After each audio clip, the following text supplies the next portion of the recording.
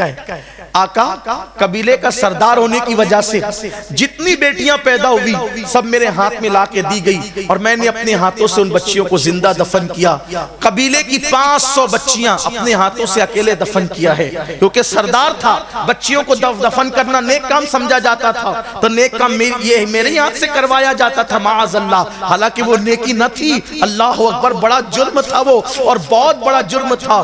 آج بھی بیٹیاں دفن ہو رہی ہے. عرب کے ظالم لوگ بیٹیوں کو زمین میں دفن کرتے تھے. عجم کے ہوشیار مسلمان اپنی بیٹیوں کو گٹروں میں بہا رہے. گٹروں کے اندر اتنے ہوشیار ہو گئے ہو, رحمت للعالمین کے امتی ہو کر بیٹیوں کو گٹروں میں بہا رہے ہو. آپ کہو گے کیسے بہا رہے؟ ہاں, جب کوئی ماں کے شکم میں بچی پرورش پاتی ہے الٹرا ساؤنڈ کے ذریعے سے, سونوگرافی کے ذریعے سے, حکومت کے ڈر اور خوف سے بڑی بھاری رقمیں دے کر کے چیک اپ کرواتے ہو. پیٹ میں بیٹا پل رہا ہے کہ بیٹی پل رہی ہے؟ اگر پیٹ میں بیٹی پل رہی ہوتی ہے تو اس کو چمچوں سے کاٹ دیا جاتا ہے, اس کو چھری سے پیٹ کے اندر کاٹ دیا جاتا ہے. سوچو تو صحیح, جس نبی نے پتھر کھا کر بیٹیوں کو زندگی دی تھی, جب اس نبی کا کلمہ پڑھنے والا امتی ماں کے پیٹ میں ڈاکٹروں کے ذریعے سے بیٹی کے ٹکڑے کر اس کو بغیر کفن کے نالیوں میں بہاتا ہوگا, مکین گنبد خضرا کے دل پہ کیا گزرتی ہوگی. اور آج کل کی عورتیں بھی مجھے تو بیٹا چاہیے بیٹا, مجھے بیٹی نہیں چاہیے. اے میری بہن, تو بھی تو بیٹی ہے. اگر تیری ماں نے بھی تیرے لیے یہی سوچا ہوتا تو کیا تو دنیا میں آتی, کیا تو دنیا میں جنم لیتی؟ اور سن لو, بیٹیوں سے نفرت کرنے والوں, میرے نبی کا فرمان ابن حجر مکی نے لکھا ہے کہ جب کسی گھر کے اندر بیٹی پیدا ہوتی ہے تو 70,000 فرشتے اس گھر میں اترتے ہیں اور چاروں طرف سے اس بیٹی کو گھیر لیتے ہیں, اس کے سر پہ ہاتھ رکھ کر کہتے ہیں اے کمزور جان سے پیدا ہونے والی کمزور جان, جب تک تو اس گھر میں رہے گی ہم بھی اسی گھر میں رہیں گے. مجھے بتاؤ, جس گھر کے اندر صبح و شام 24 گھنٹے 70,000 فرشتے رہتے ہو, اس گھر کے اندر بے چینی کیسے ہوگی, بے قراری کیسے ہوگی؟ اللہ اکبر. بیٹیوں سے نفرت مت کرو, حضور کا دل دکھتا ہے, حضور کا دل دکھتا ہے. بلکہ آقا نے تو یہاں تک فرمایا میں خود بیٹیوں کا باپ ہوں. آقا فرماتے میں بیٹیوں کا باپ ہوں. اگر تمہارے یہاں بیٹی بھی اور بیٹے بھی ہوں, اگرچہ بیٹا ایک ہو بیٹیاں زیادہ ہو, بیٹے کی اہمیت زیادہ ہوگی. سفر سے آنا, گفٹ لانا, پہلے گفٹ بیٹے کو مت دینا, پہلے گفٹ بیٹیوں کو دینا, کیونکہ بیٹیوں کا دل بہت کمزور ہوتا ہے.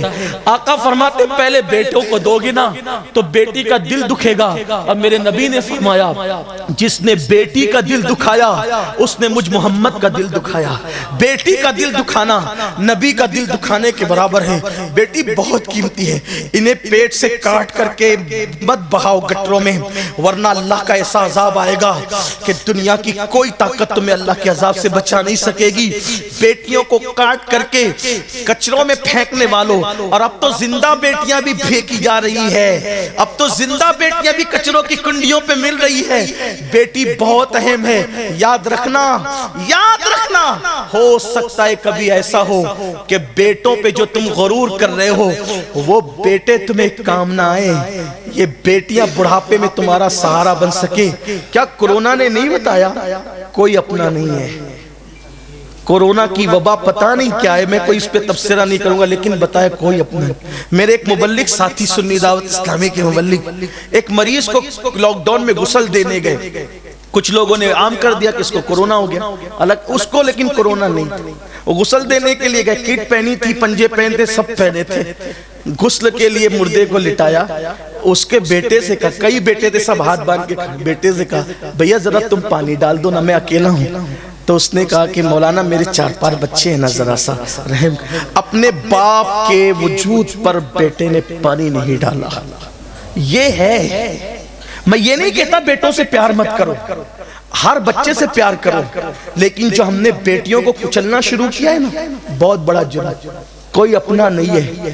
پہلے ہم اپنے بچپنے میں سنتے تھے ہمارے مقررین خطبہ علماء کہتے تھے ارے بیٹے تو باپ کی قبر پہ بھی نہیں آتے یار اپنے لیے کچھ کر جاؤ.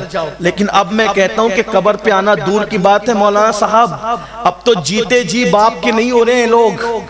ہاں جو جیتے جی باپ کی خدمت نہ کرے وہ مرنے کے بعد کیا خدمت کرنا ہے. وہ لوگ گزر گئے جو مرنے کے بعد ہر جمعرات باپ کی قبر پہ جاتے تھے, ماں کی قبر پہ جاتے تھے, روزانہ گھر میں بیٹھ کے سورہ یاسین پڑھتے تھے. جو کرنا اپنے لیے کر لو, پیار سب سے کرو, محبت سب سے کرو. میں جھگڑا لگانے نہیں آیا, لیکن کم سے کم یہ تو سوچو نا کہ ہمیں اللہ کے قریب ہونا ہے, اپنی آخرت کی تیاری خود کرنا ہے. تو بیٹیوں پر ظلم مت کرو.